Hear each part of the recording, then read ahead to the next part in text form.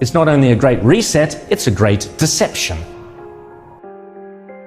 Replacing mum and dad small businesses and private enterprises with big tech and big business. Democracy and free enterprise go out the window, totalitarian government control slides in through the back door. Those behind this scheme are adamant that there can be and never will be a return to normal, that life will never again be what it was prior to COVID. That is why they constantly talk about the new normal.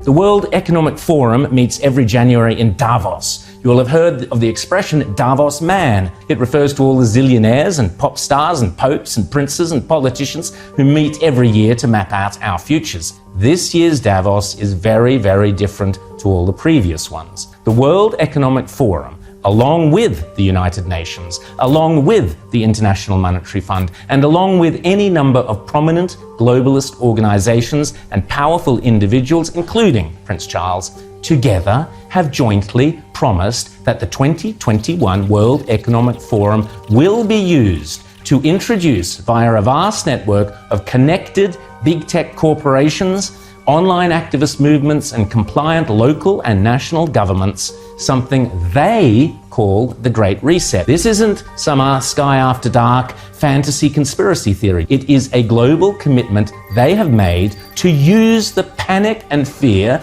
generated by the coronavirus as a means to reshape all our economies and laws and move to a new form of capitalism that focuses on net zero emissions. You might think this is a great thing. You might think this is a terrible thing. If implemented successfully, the Great Reset will undeniably and deliberately have extreme and possibly dire repercussions for every single one of your constituents. Already, the Great Reset is being widely advertised on posters and in ads across the UK and Europe, and no doubt will be here before too long. "You'll own nothing and you'll be happy" is just one of their marketing slogans. The plan involves replacing shareholders of big companies with stakeholders who happen to be left-wing bureaucrats and climate change zealots. Replacing mum and dad small businesses and private enterprises with big tech and big business. Mrs. Kafup's share portfolio is out, Greta Thunberg's zero emissions are in.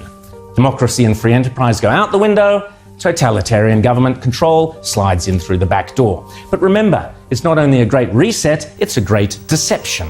Because in order to get everyday people to surrender many of the rights and freedoms we currently take for granted, the repeatedly stated aim of these organizations is to deliberately use COVID as an excuse, to use all the political and authoritarian tools, as Prince Charles puts it, that are currently being used around the world to eradicate the virus, such as lockdowns, exclusion zones, forced closure of businesses, heavy fines, making protesting illegal, and so on, but now to eradicate carbon emissions. Those behind this scheme are adamant that there can be and never will be a return to normal, that life will never again be what it was prior to COVID. That is why they constantly talk about the new normal. This is not me saying this. This is them saying it. The people with the power and the means and the obsessional desire to do it. And they keep telling us again and again precisely what they have in store. Now is the historical moment, the time, not only to fight the real virus, but to shape the system. We have a unique but rapidly shrinking window of opportunity to learn lessons and reset ourselves on a more sustainable path. It is an opportunity we have never had before and may never have again. So we must use all the levers we have at our disposal, knowing that each and every one of us has a vital role to play.